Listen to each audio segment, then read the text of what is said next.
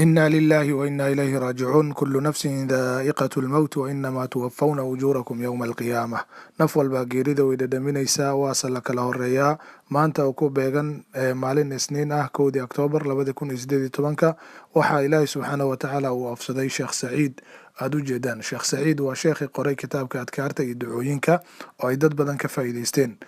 sheekha wuxuu ku dhashay dalka Sacuudiga 1951 maanta uu geeriyoodana cimrigiisa wuxuu ahaa 67 jir ayuu ahaa sababuhu uu geeriyoodana waxaa la sheegaa in laga helay cudurka kansarka ee dilaaga ah cudurka xun ee dad badan la haray cudurkaasi ayaa wuxuu kaga dhacay ayaa la yiri wadnaha ilaahay subxaanahu wa tacaala u naxariisto sheekha wuxuu naga mudan yahay inaan u duceyno inaan ilaahay subxaanahu wa tacaala u barino waxaan aaminsanahay in ilaahay subxaanahu wa tacaala ku anfici doono dhaxalkii uu nooga tagay kitaabkii uu nooga tagay waa kitaab cajiib ah sheekha wuxuu ku soo aruuriyey oo ku soo koobay oo dadkan u sahlay inay bartaan ducooyinka nabi maxamed calayhi salaatu wasalaam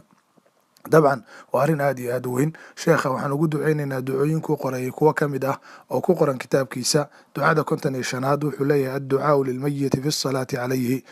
nabiga calayhi salaatu wasalaam wuxuu meydka ugu duceyn jiray wuxuu oran jiray allahuma kfir lahu warxamhu وعافه واعف عنه وأكرم نزله ووسع مدخله واغسله بالماء والثلج والبرد ونقه من الخطايا كما نقيت الثوب الأبيض من الدنس وأبدله دارا خيرا من داره وأهلا خيرا من أهله وزوجا خيرا من زوجه وأدخله الجنة وأعذه من عذاب القبر وعذاب النار الله أكبر ولا ليلقى عندي سيكو قري haddana waa kaasa sageeyaa maanta lagu akhrinayaa walaalayaal adduunka macno ma lahan qof walbana uu ka tegayaa waxaa loo baahan yahay inuu qof walba ku dadaalo siduu wanaag uga tegi lahaa sida sheekhan oo kale ilaahay subxaanahu wa tacaala waxaan ka baryaynaa inuu qabriga u waasiciyo inuu waalidkeen u dambi dhaafo intii dhimato muslimiina ilaahay subxaanahu wa tacaala u dambi dhaafo u ducey sheekh ilaahay